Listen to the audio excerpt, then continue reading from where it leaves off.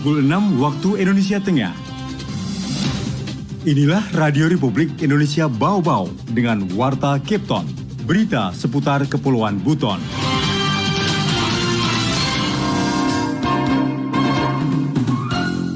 Sesuai dengan Perwali kita nomor 6 tahun 2001 itu, bahwa kios itu tidak boleh sebetulnya dikosongkan selama 3 bulan, itu bisa ditarik oleh dinas. Yang di luar pasti itu menjadi tanggung jawab pemerintah daerah. Oleh itu maka mohon bantuan saudaraku dari Camat Lurah untuk bisa lebih aktif lagi. Selamat pagi, dari Bukit Waluyo Indah kami sampaikan pokok-pokok berita. Dinas Perdagangan dan Perindustrian Kota Bau-Bau akan menertibkan kios di Pasar Wameo yang dibiarkan kosong oleh para pedagang. Wali Kota Bau-Bau perintahkan camat dan lurah lebih gesit lagi mendata warga penyandang masalah kesejahteraan sosial. Inilah Warta Kepton selengkapnya Senin 8 Agustus 2022 bersama saya Wode Sabaria.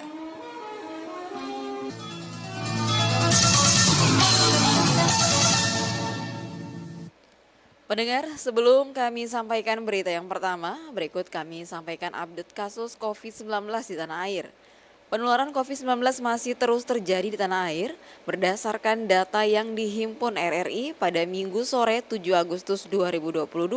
Selama 24 jam terakhir, kasus terkonfirmasi positif COVID-19 bertambah sebanyak 4.279 COVID-19. Dari penambahan kasus tersebut, secara otomatis akumulasi kasus COVID-19 di tanah air sejak ditemukan pada awal Maret 2020 hingga saat ini menjadi 6.244.978 kasus. Adapun jumlah kasus sembuh bertambah 5.016 orang sehingga total pasien sembuh menjadi 6.037.738 orang. Sedangkan angka kematian akibat COVID-19 bertambah 13 jiwa, sehingga total meninggal menjadi 157.095 jiwa. RRI Radio Tangga Bencana COVID-19. Pendengar, kita ke informasi yang pertama. Dinas Perdagangan dan Perindustrian Kota Bau-Bau akan menertibkan kios di Pasar Wameo yang dibiarkan kosong oleh para pedagang. Mengenai hal itu, Afriansa melaporkan.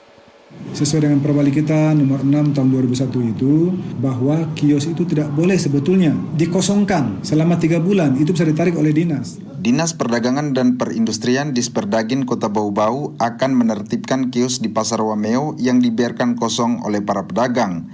Kios tersebut akan dialihkan kepada pedagang lain yang berminat menyewa.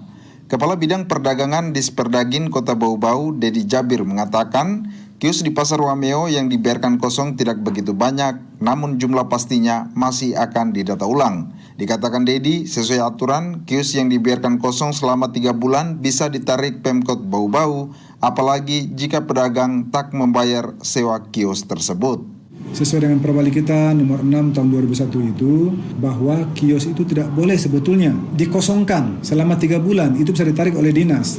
Tapi kenyataannya di pasar itu kan ada yang seperti itu. Kios harus dipakai, tidak boleh ditutup. Karena kalau kayak dia tutup, banyak tutup, akhirnya kan pasar itu kan jadi sepi gedung itu. Coba kalau dia buka, akan ramai sendiri. Terkait penertiban kios kosong, kata Dedi, saat ini pihaknya sedang menunggu keluarnya surat keputusan SK Pemkot Bau-Bau tentang penertiban, penataan, dan pengelolaan Pasar Wameo dan Pasar Karya Baru. SK Pemkot Bau-Bau tersebut, kata Dedi, akan menjadi dasar Disperdagin Bau-Bau bersama stakeholder terkait melakukan penertiban karena rata-rata kios yang kosong itu belum dibayar sewanya oleh pedagang. Kalau SK itu sudah ada, itulah dasar kami untuk menarik. Akan ditarik, kenapa? Masih banyak pedagang yang mau. Bagi pedagang yang tidak mau membayar, kami akan melakukan penertiban kios. Nah, itu pegangan kami SK itu. Jadi kami bukan berdasarkan dinas perdagangan, tapi sudah membawa pemerintah kota. Namun kata Dedi, sebelum dilakukan penertiban, pihaknya akan memberi surat peringatan kepada pedagang agar segera menempati kios tersebut. Jika peringatan tidak direspon, maka kios tersebut akan dialihkan kepada pedagang lain yang berminat menempati. Reporter RRI Bau-Bau, Afriansa melaporkan.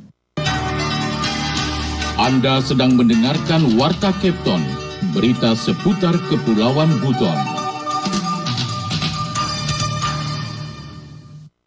Baik pendengar, kita ke informasi selanjutnya. Wali Kota Bau-Bau perintahkan camat dan lurah lebih gesit lagi mendata warga penyandang masalah kesejahteraan sosial. Mengenai hal itu, Hairul Mulku melaporkan. Yang di luar panti itu menjadi tanggung jawab pemerintah daerah. Oleh itu maka mohon bantuan saudaraku dari camat lurah untuk bisa lebih aktif lagi. Wali Kota Bau-Bau Laude Ahmad Monianse memerintahkan camat dan lurah untuk lebih gesit lagi mencari dan melakukan pendataan warganya yang masuk kategori penyandang masalah kesejahteraan sosial (PMKS) yang belum tersentuh uluran tangan pemerintah. Hal itu diungkapkan Wali Kota saat penyerahan bantuan sosial kepada 200 PMKS, disabilitas, anak, lansia, gelandangan dan pengemis beberapa waktu lalu. Pendataan itu dilakukan untuk memastikan jangan sampai masih ada warga yang benar-benar membutuhkan bantuan pemerintah namun belum pernah terjangkau. Melakukan pendataan kepada warga, siapa tahu dari 200 yang tercatat yang sudah terverifikasi masih ada kelompok-kelompok lain yang masih masuk dalam kategori penyandang masalah sosial lainnya yang perlu mendapatkan uluran tangan pemerintah. Silakan didata saja dulu, nanti ada indikator atau cara kita untuk memverifikasi mana yang layak, mana tidak layak. Karena sudah dibagi, kalau di dalam panti itu ada provinsi, yang di luar panti itu menjadi tanggung jawab pemerintah daerah. Oleh itu maka mohon bantuan saudaraku dari camat lurah untuk bisa lebih aktif lagi. Kepala Bidang Rehabilitasi Sosial Dinas Sosial Kota Bau-Bau Makmun menyebutkan pemenuhan standar pelayanan minimal SPM dilakukan Dinsos Bau-Bau tidak hanya bersumber dari anggaran pendapatan belanja daerah APBD Kota Bau-Bau saja seperti 200 paket yang telah tersalurkan, namun pihaknya juga telah mencoba mengusulkan bansos yang bersumber dari anggaran pendapatan belanja negara APBN melalui Kementerian Sosial. Tetapi ada juga kami upayakan melalui APBN, melalui program yang namanya asistensi rehabilitasi sosial dari Kementerian Sosial, yang tahun ini insya Allah Bau-Bau mendapatkan kuota 70 orang penerima manfaat. Direncanakan penyerahan bantuan dari Kemensos ini direncanakan pada sekitar bulan November tahun ini.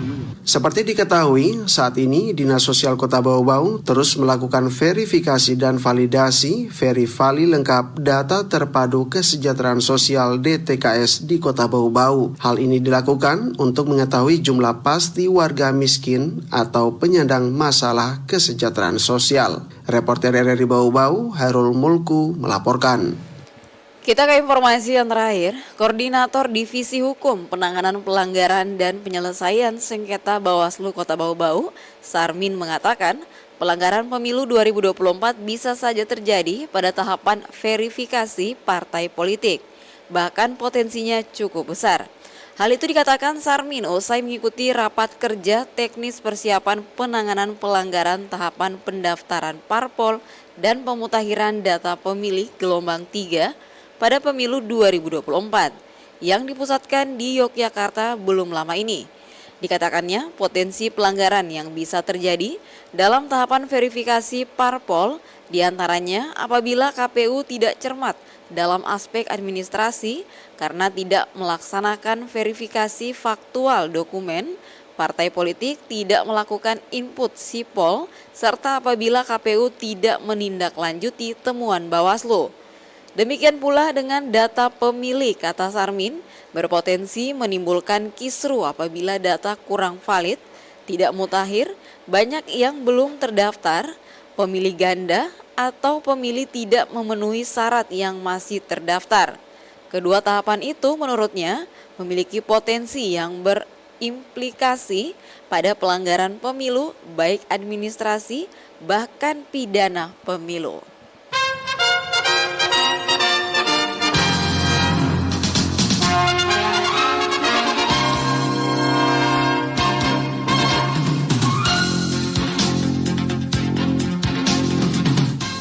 Saudara, sebelum kami akhiri, kami sampaikan pokok-pokok berita. Dinas Perdagangan dan Perindustrian Kota Bau-Bau akan menertibkan kios di Pasar Wameo yang dibiarkan kosong oleh para pedagang.